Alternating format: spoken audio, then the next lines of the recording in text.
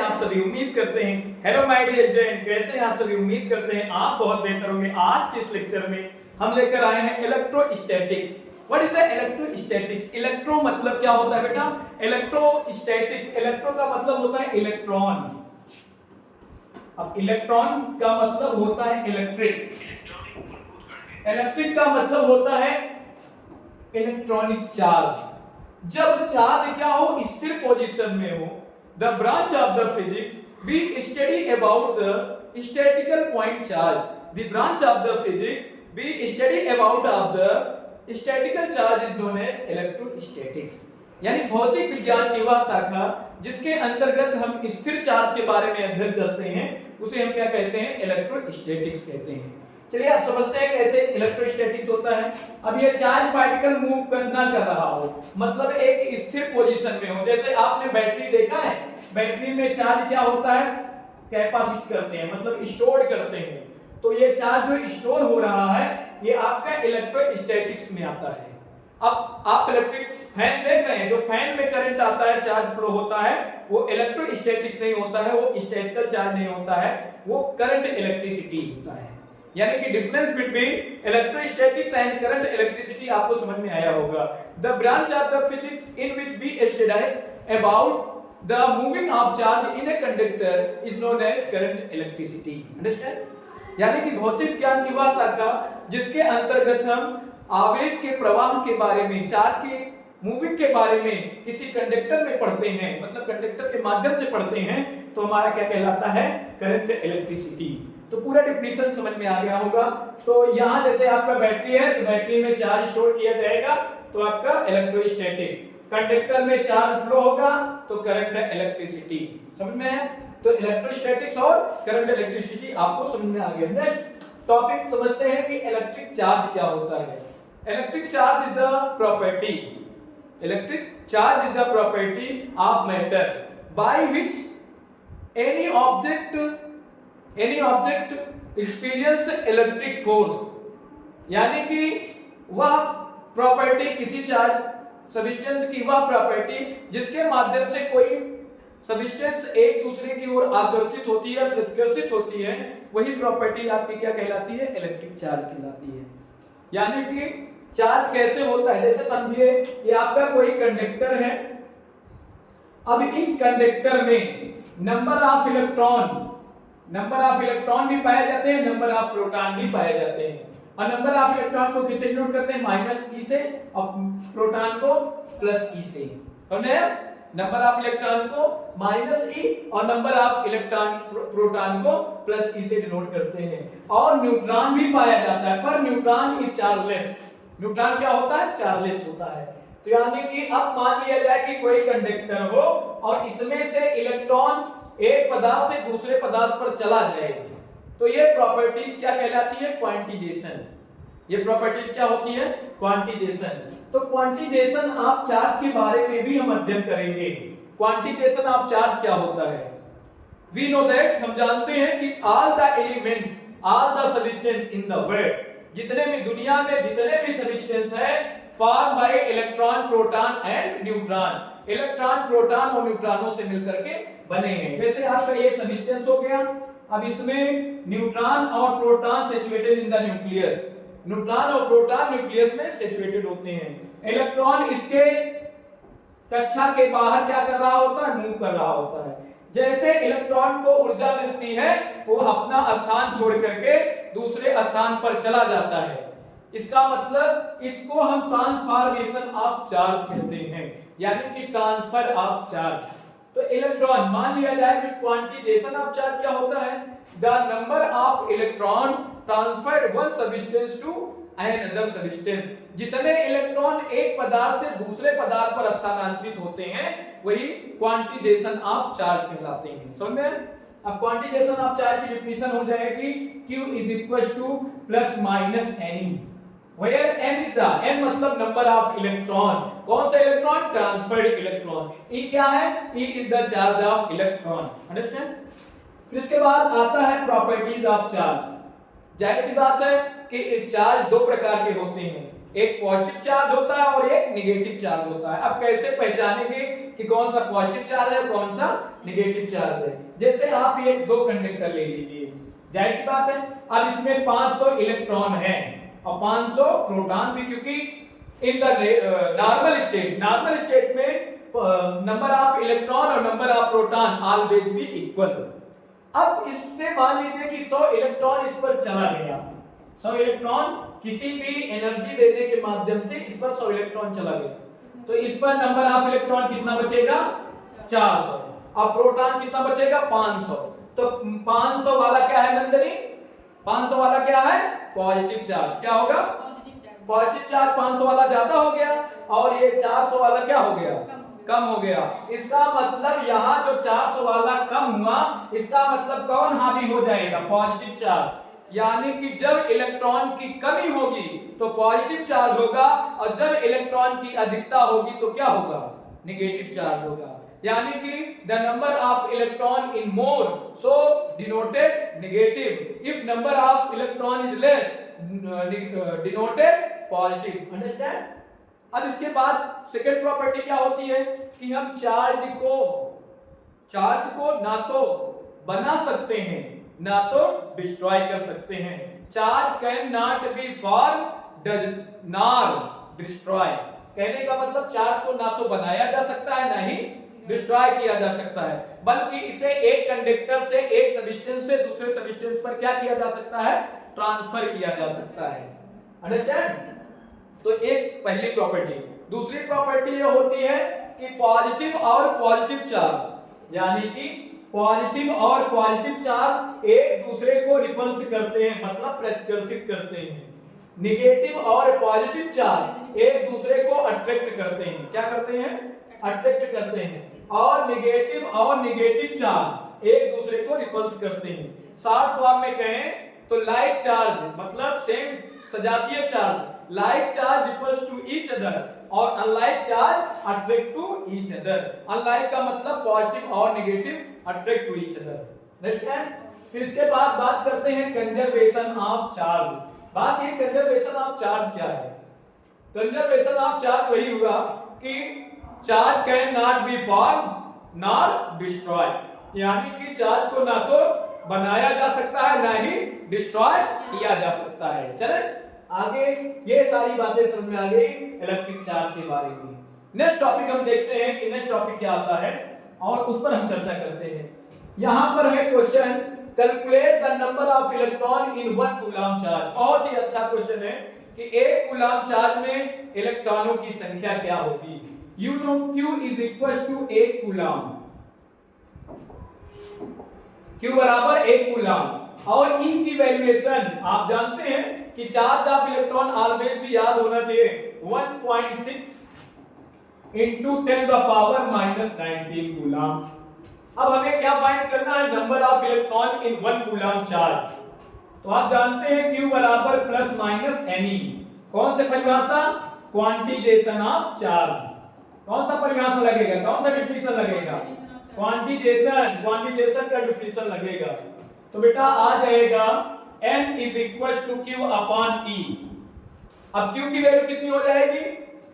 Q की value भाई बोलिए 1 कूलम, E की वैल्यू 1.6 into 10⁻⁻19। अब 10⁻⁻19 ऊपर जाएगा तो प्लस में हो जाएगा N is equal to 1 into 10⁻19 upon 1.6। आप ध्यान दें, इसमें से एक जीरो दशमलव हटाओगे तो ये हो जाएगा 100 10⁻18 अपॉन 1। अब 16 से डिवाइड करोगे बेटा तो आ जाएगा 16 6 जा 6.25 into 10⁻18 इलेक्ट्रॉन। ये आप कर सकते हैं, बहुत ही आसान सा क्वेश्चन था, ये ऑप्शनल क्वेश्चन में पूछा जाता है। ठीक है, नेक्स्ट टॉपिक पर हम चर्चा करते हैं। क्या है? कौन सा न्यूमेरिकल है? एक कंडक्टर है 4000 electron more than eight normal state. आपको मैंने बताया कि कोई कंडक्टर पर इलेक्ट्रॉन नॉर्मल स्टेट से ज्यादा हो। जब कोई कंडक्टर पर इलेक्ट्रॉन नॉर्मल स्टेट से ज्यादा होता है तो नेचर कैसा होता है भाई? जब पॉजिटिव चार्ज ज्यादा होगा तो नेचर कैसा होगा भाई, इलेक्ट्रॉन ज्यादा होगा। अब पॉजिटिव चार्ज ज्यादा होगा तो नेचर पॉजिटिव होगा, और यहाँ इलेक्ट्रॉन ज्यादा है तो क्या होगा, नेगेटिव होगा, क्योंकि इलेक्ट्रॉन जाता है तो नेगेटिव लेकर जाता है। तो इस पर 4000 इलेक्ट्रॉन, तो नेचर कैसा हो जाएगा क्वेश्चन में, नेचर अगर देखें तो हो जाएगा पॉजिटिव। अब इन्होंने कहा कि n बराबर कितना 4000। अब इन्होंने कहा कैलकुलेट द चार्ज, तो आप फार्मूला जानते हैं Q इज इक्वल टू क्या होता है Ne। What is the n, n मतलब 4000, और E की वैल्यू क्या होती है 1.6 into 10 the power minus 19। अब आप बताओ बेटा, 16 चौको 64, 16 4 जा 64, और हे भैया 16 चौको 64, और पावर इसमें क्या करेंगे 1 2 3 अंक प्लस 4 अंक ले जाएंगे तो हो जाएगा 10 की पावर माइनस 15। ठीक है, तो ये हो जाएगा। अब ये थोड़ा सा इरेज करके देखते हैं, थोड़ा सा देख लीजिए, 16 चौको 64 है, और ये 4 अंक मतलब 64, तो यहां 10 की पावर 16 ही होगा, 15 नहीं होगा, और ये क्या हो जाएगा C इतना, यानी कि 6.4 into 10 the power minus 16 coulomb. चलिए नेक्स्ट टॉपिक पर चर्चा करते हैं, ये वाला समझ में आ गया हो तो। फिर आता है what is Coulomb's law. In 1785 ईस्वी में Augustin Coulomb describe about the electrostatic force between 2 point charges. 2 point charges मतलब एक प्लस Q1 दूसरा माइनस Q2, कोई जरूरत नहीं है फिक्स, ये आपका पर्टिकुलर कोई नहीं है, पॉजिटिव भी हो सकता है, पॉजिटिव नेगेटिव भी हो सकता है, यानी कि electrostatic force is two type, एक अट्रैक्शन फोर्स दूसरा रिपल्सन फोर्स। अट्रैक्शन कब होता है, जब आपके अनलाइक चार्जेज होते हैं पॉजिटिव और नेगेटिव, और रिपल्सन कब होता है, रिपल्सन जब पॉजिटिव हो जाए यानी कि लाइक चार्जेज हो जाए।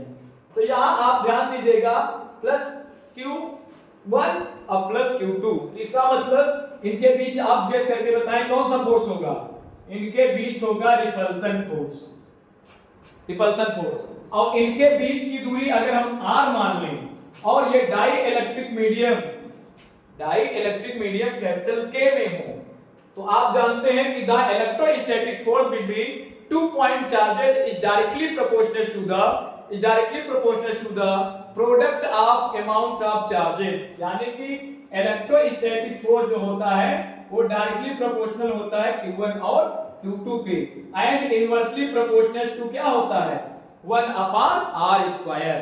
अगर हम सीधा सा बात करें तो बेटा हो जाएगा F proportional to Q1 Q2/r²। अब प्रोपोर्शनल है, इसका मतलब प्रोपोर्शनल का मतलब आप जान लीजिएगा, जैसे जैसे Q1 और Q2 के वैल्यू बढ़े वैसे वैसे इलेक्ट्रोस्टैटिक फोर्स की वैल्यू बढ़ेगी। लेकिन अगर हम बीच की दूरी बढ़ा देंगे तो इनके बीच का जो अट्रैक्शन फोर्स है या रिपल्सन फोर्स है उसके वैल्यू का हो जाएगा, कम हो जाएगा।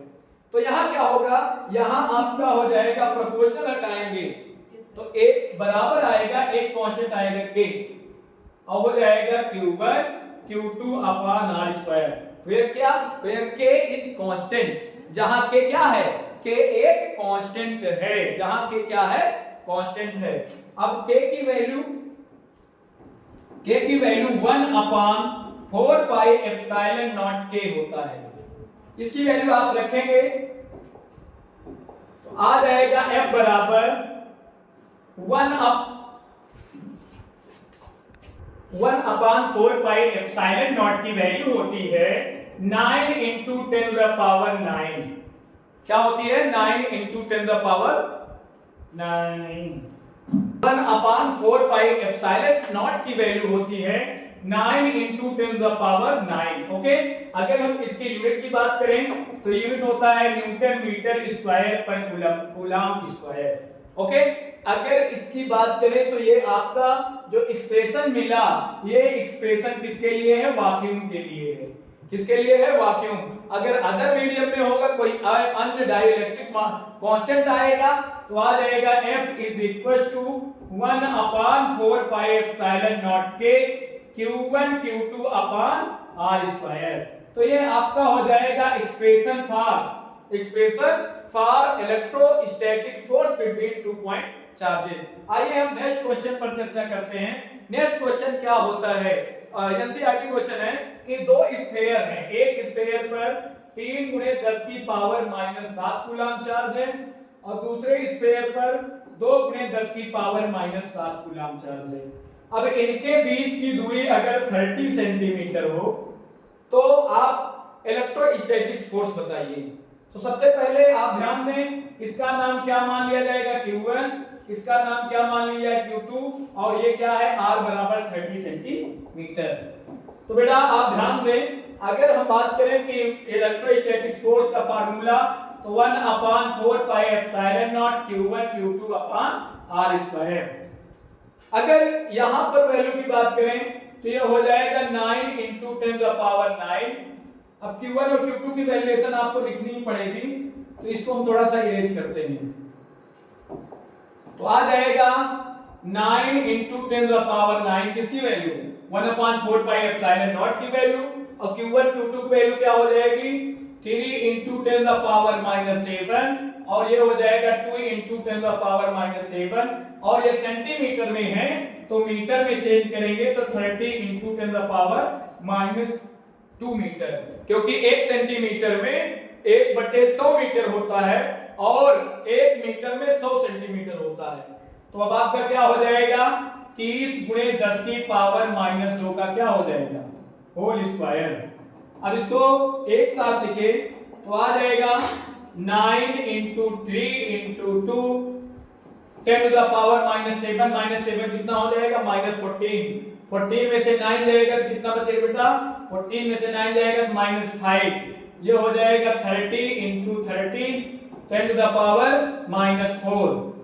अब यहाँ 9 से ये कटेगा, ये भी कटेगा, तो बचेगा पावर सब्ट्रैक्ट करोगे तो यहाँ पावर बचेगा -2, तो हो जाएगा 6 × 10 की पावर -3 न्यूटन। तो एनसीईआरटी का पहला क्वेश्चन था, ये न्यूमेरिकल भी हम साथ साथ कराते चल रहे हैं, वीडियो को स्किप नहीं करेंगे। आगे के लेक्चर में हम चलेंगे कि इलेक्ट्रिक फील्ड क्या होता है। इलेक्ट्रिक फील्ड आप जानते हैं कि इलेक्ट्रिक फील्ड क्या होता है। सबसे पहले इलेक्ट्रिक फील्ड होता है कि the area around the charge particle. कोई चार्ज पार्टिकल पहले से हो और उस चार्ज पार्टिकल के चारों ओर का वह एरिया जिसमें an other charge particle plus Q आए या माइनस क्यू आए और अट्रैक्शन फोर्स या रिपल्सन फोर्स का एक्सपीरियंस करने लगे, वो आपका क्या कहलाएगा? Electric field. The area around the charge particle in which an other charge particle experience electric field force is known as electric field. तो ये आपका क्या हो जाएगा? Electric field. इसके चारों ओर का वह एरिया जिसमें an other charge particle experience electric field force is known as electric field. समझ में आया? तो आप बात कर सकते हैं कि कोई चार्ज पार्टिकल यहां अट्रैक्शन भी कर सकता है और रिपल्सन भी कर सकता है। फिर इसके बाद हम चर्चा करेंगे electric field intensity. Electric field intensity बहुत अच्छे से जानते होंगे। इलेक्ट्रिक फील्ड इंटेंसिटी क्या होती है? इलेक्ट्रिक फील्ड इंटेंसिटी जैसे कोई चार्ज पार्टिकल है, अब इसके एरिया में कोई टेस्ट चार्ज Q नॉट आ गया और उस पर जो फोर्स लगेगा वो क्या है? F। तो आ जाएगा the ratio of force applied in a test charge, यानी कि the ratio of force applied in test charge and amount of test charge is known as electric field. यानी कि किसी भी चार्ज पार्टिकल पर लगने वाला फोर्स तथा उस चार्ज पार्टिकल के रेशियो को हम क्या कहते हैं? इलेक्ट्रिक फील्ड इंटेंसिटी कहते हैं। समझ में आया? तो इलेक्ट्रिक फील्ड इंटेंसिटी समझ आ गया बेटा? अगर समझ में आया तो आगे चलें। इलेक्ट्रिक फील्ड इंटेंसिटी इसकी यूनिट होती है न्यूटन, इसकी होती है कूलम। तो यूनिट हो जाएगी एसआई, यूनिट हो जाएगी न्यूटन पर कूलम। ओके, चलिए अब अब ये बातें आपको क्लियर हो चुकी होंगी कि इलेक्ट्रिक फील्ड इंटेंसिटी क्या होती है। नेक्स्ट टॉपिक आपका बहुत ही अच्छा टॉपिक है जिसका नाम है electric field intensity due two point charge.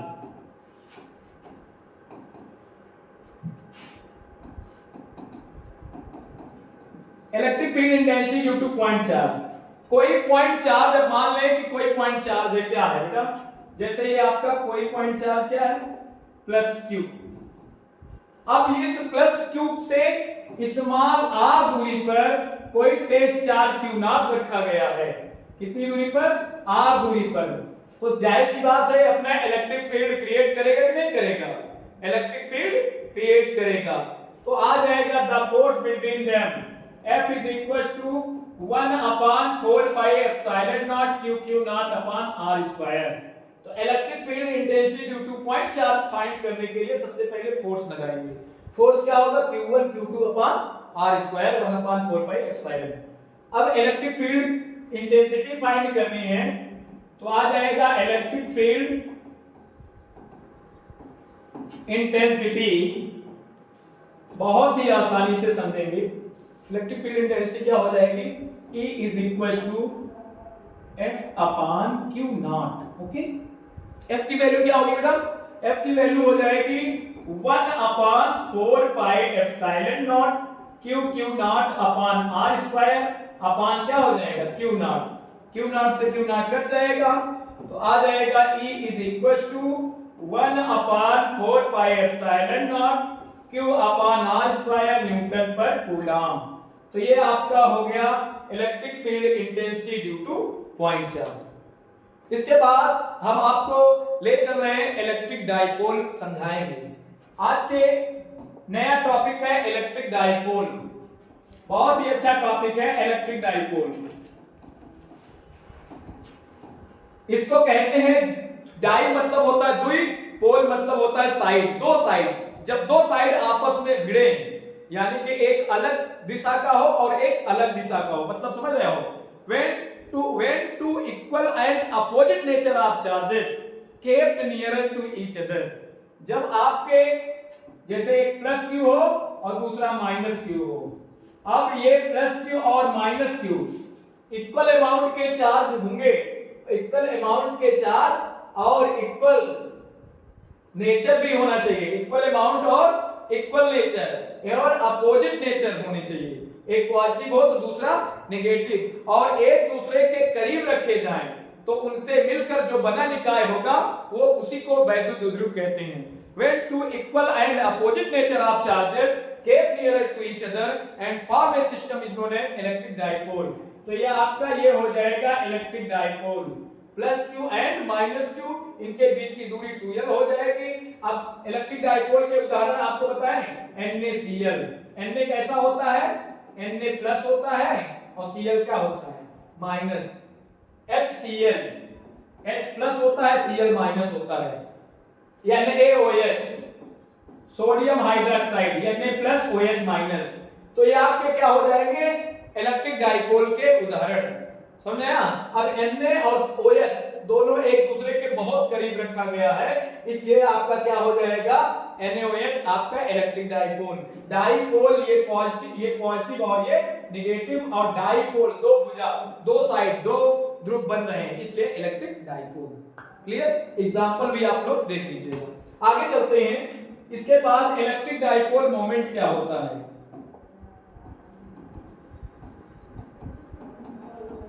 Electric dipole moment,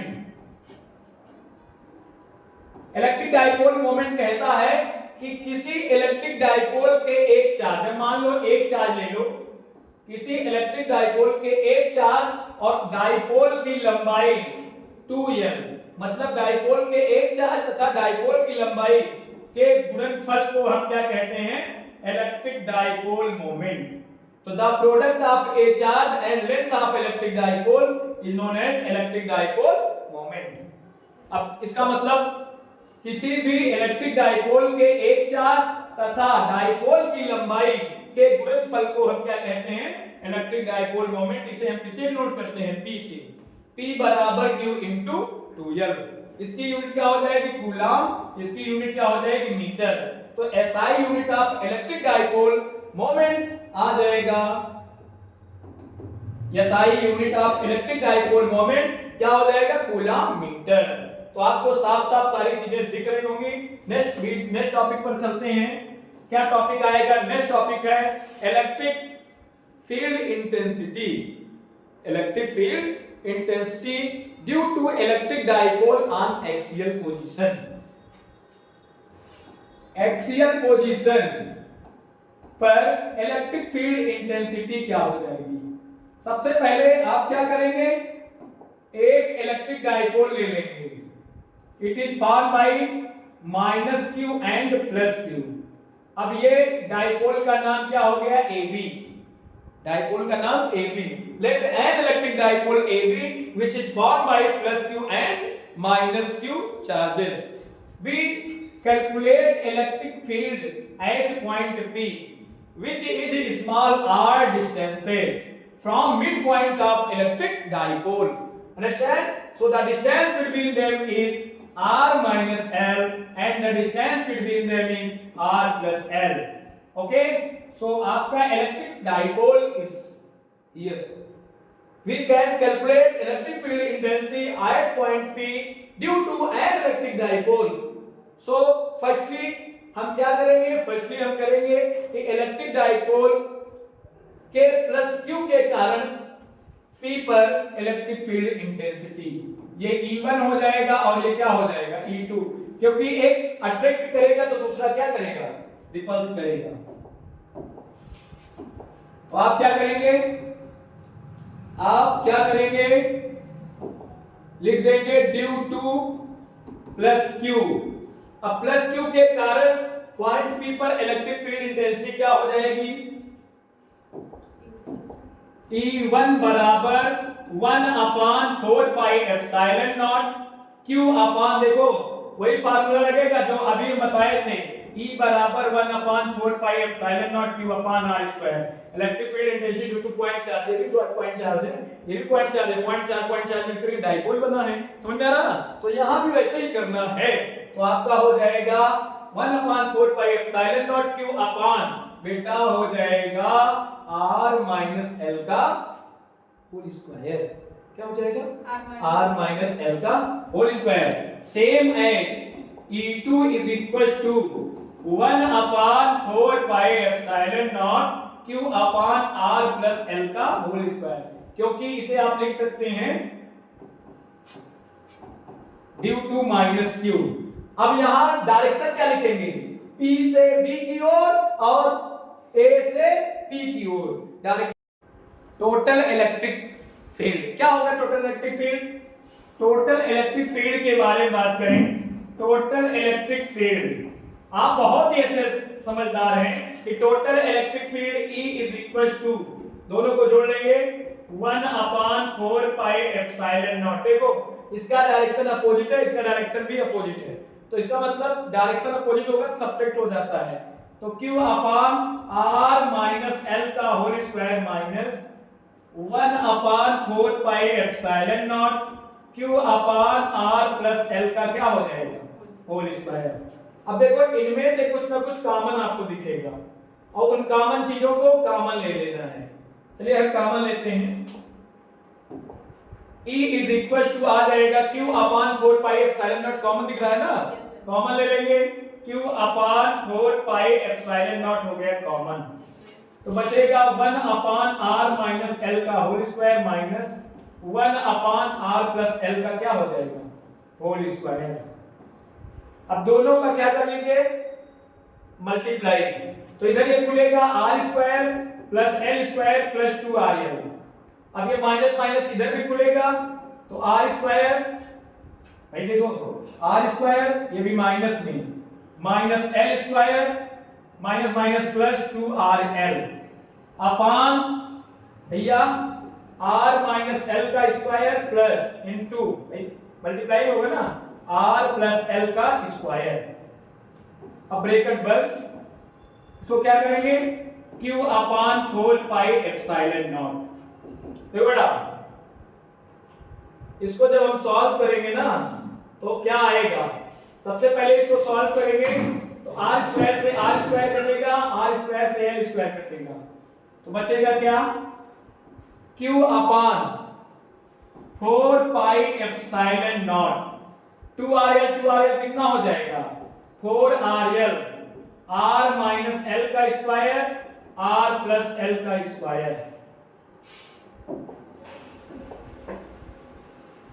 r is very very greater than l, l की वैल्यू अप्रॉक्सीमेटली क्या होती है 0। जब l की वैल्यू 0 हो जाएगी तो आप जानते हैं तो ये 0 हो जाएगा, ये भी 0 हो जाएगा, तो r की पावर 2 कितना हो जाएगा 4, और q इंटू 2l बराबर होता है p। तो आ जाएगा बेटा E is equal to 1 upon 4 pi epsilon naught 2p upon यहाँ r की पावर 2pr अपॉन r की पावर 4। अब r और r की पावर 4 से कट हो जाएगा तो आ जाएगा E इज इक्वल टू, देखो बेटा E बराबर 1 अपॉन 4 पाई एप्सिलॉन नॉट, देखो यहाँ r है, यहाँ r एक बार और है कट जाएगा, तो आ जाएगा 2p अपॉन क्या हो जाएगा r क्यूब न्यूटन पर कूलम। ये हो जाएगा electric field intensity due to an electric dipole on axial position. अब इसी के अकॉर्डिंग अगर इक्वेटोरियल पोजीशन या नॉन एक्सियल पोजीशन पर हो तब क्या होगा, देख लीजिए, आप नोट कर सकते हैं, स्क्रीनशॉट ले लीजिएगा, कॉन्सेप्ट समझ में आ गया तो आगे चलें। इक्वेटोरियल पोजीशन के लिए आप क्या करेंगे, सबसे पहले आप क्या करेंगे, एक इलेक्ट्रिक डाइपोल ले लेंगे, A प्लस क्यू हो जाएगा, ये माइनस क्यू हो जाएगा। Electric field intensity non axial कह सकते हैं, नॉन एक्सियल पोजीशन के लिए, समझ रहे हैं ना, पूरा इलेक्ट्रोस्टैटिक चल रहा है। अब यहाँ आपका इलेक्ट्रिक डाइपोल है जो कि फॉर्म बाय प्लस क्यू और माइनस क्यू चार्जेस जिनके बीच का डिस्टेंस 2l है। अब इसके पॉइंट P पर इलेक्ट्रिक फील्ड इंटेंसिटी फाइंड करना है, तो अब क्या हो जाएगा, यहाँ पर electric field divided into 2 components, 2 components में डिवाइड होता है, ठीक है ना। इसको थोड़ा सा अलग बनाते हैं, 2 कंपोनेंट में कैसे, एक हो जाएगा E1 sin थीटा और ये इधर हो जाएगा E2 sin थीटा, इधर हो जाएगा E1 cos थीटा या सॉरी E2 cos थीटा और इधर हो जाएगा E1 cos थीटा, क्योंकि ये वर्टिकल कंपोनेंट्स होगा और ये क्या हो जाएगा हॉरिजॉन्टल कंपोनेंट। अब E1 और E2 की वैल्यू देखते हैं, ठीक है, यहाँ एक चीज ध्यान दीजिएगा, E1 और E2 एक ही साइड में होंगे और पॉइंट P पर हमें इलेक्ट्रिक फील्ड इंटेंसिटी फाइंड करनी है। इनके बीच की दूरी 2l हो जाएगी, तो ये इसका हाफ हो जाएगा, ये भी हाफ l, ये भी हाफ l। फिर इनके बीच का डिस्टेंस हम क्या मान लेंगे r, तो ये हो जाएगा under root r square plus l square, कैसे, बाय पाइथागोरस थ्योरम, और ये भी क्या हो जाएगा under root r square plus l square.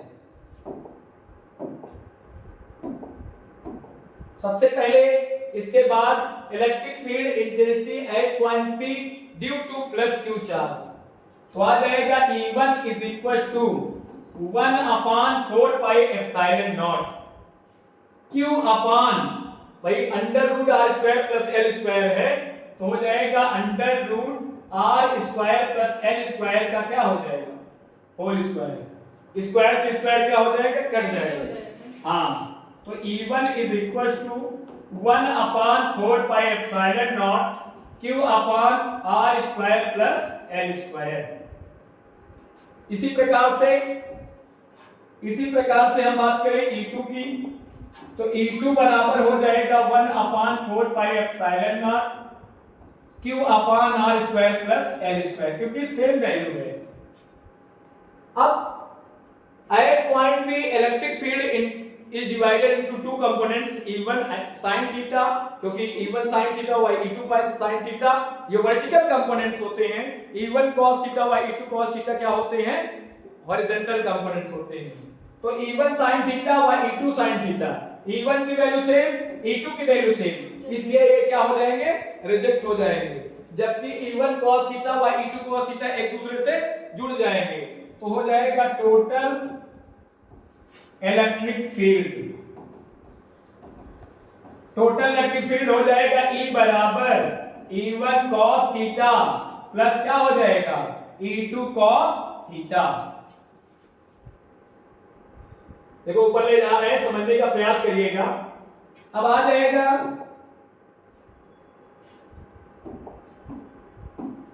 E is equal to, दोनों को बराबर करेंगे तो E is equal to E1 cos theta plus क्या हो जाएगा E2 cos theta, total electric field.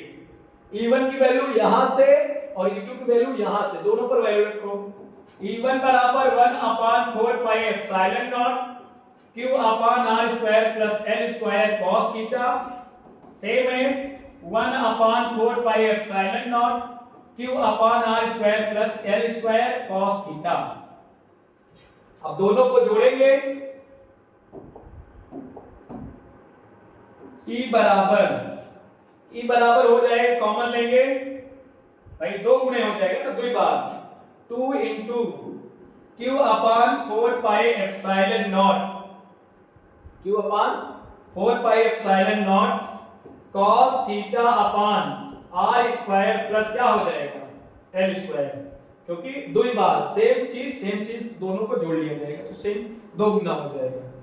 अब आप ये बताइए cos थीटा अभी बनाया था जो मैंने, उसमें ये बनाया था, ये under root R square plus L square था, यहाँ L था, तो ये अगर हम cos थीटा की वैल्यू रखें तो cos थीटा बराबर होता है, cos थीटा बराबर बेस अपॉन हाइपोटेन्यूस, तो यहां वैल्यू रख लो, तो E बराबर 2Q upon 4 pi epsilon naught, यहां वैल्यू रखोगे तो L upon R square plus L square तो रहेगा ही, अंडर रूट में हो जाएगा under root R square plus L square.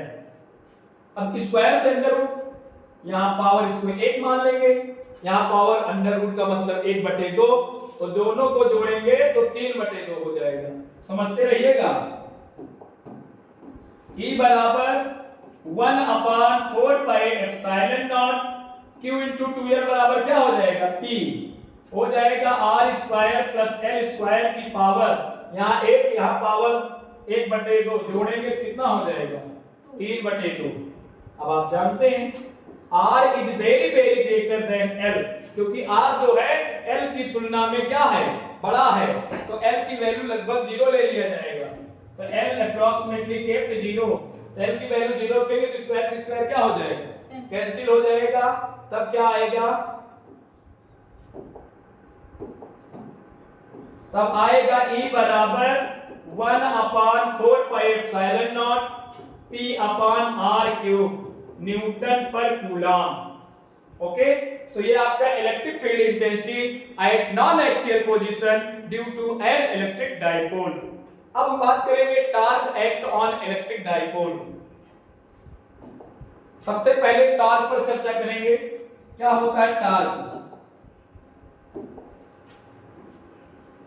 सबसे पहले एक यूनिफॉर्म इलेक्ट्रिक फील्ड बना लो, इलेक्ट्रिक चार्ज है, ये आपका टॉर्क, ये इलेक्ट्रिक फील्ड है, इलेक्ट्रिक फील्ड है, यूनिफॉर्म इलेक्ट्रिक फील्ड हो गया।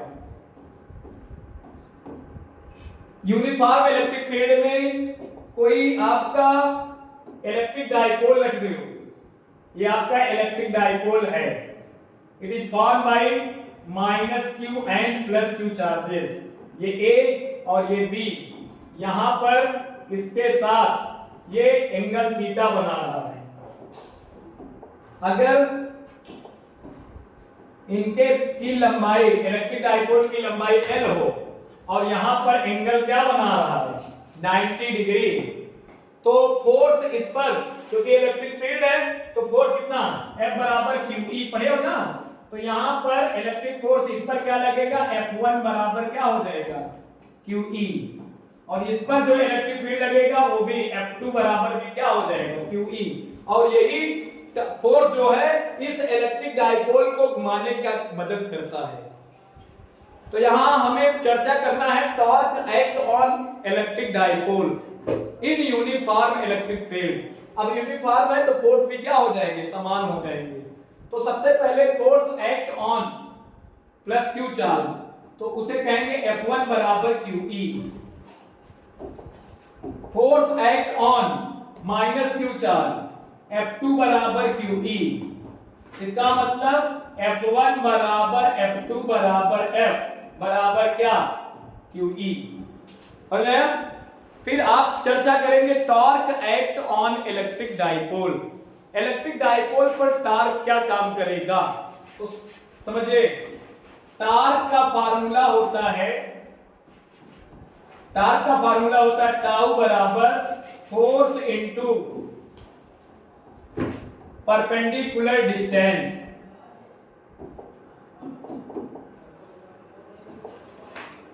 आ जाएगा टाउ बराबर फोर्स क्या हो जाएगा, QE।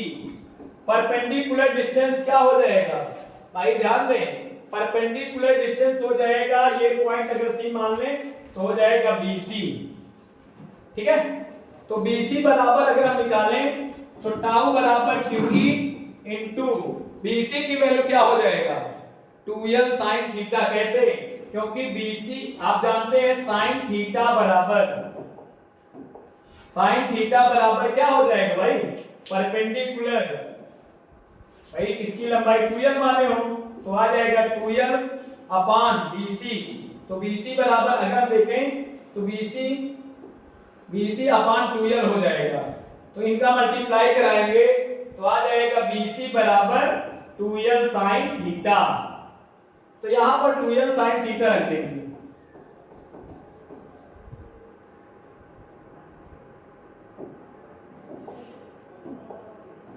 तो टाउ बराबर Q into 2L, Q into 2L की जगह पर हम क्या रखेंगे, P।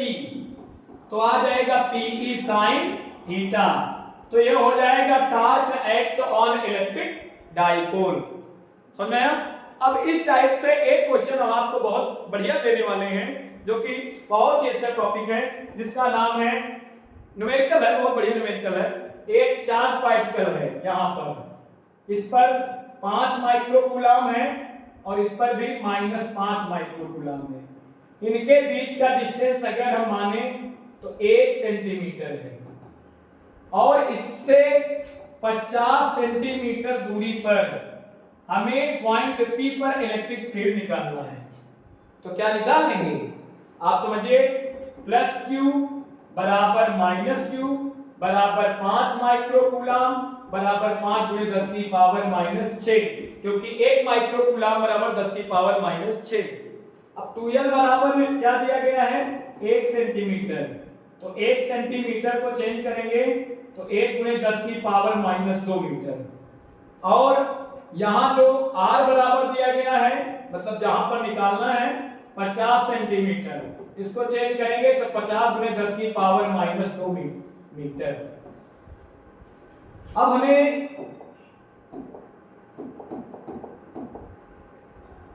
हमें इसे सॉल्व करना है। क्या निकालना है, P पर। तो ये एक्सियल पोजीशन का फार्मूला लगेगा। एक्सियल पोजीशन का फार्मूला होता है E = 1/4 pi epsilon naught 2P upon r³ Newton पर कूलम। इसकी वैल्यू रखेंगे 9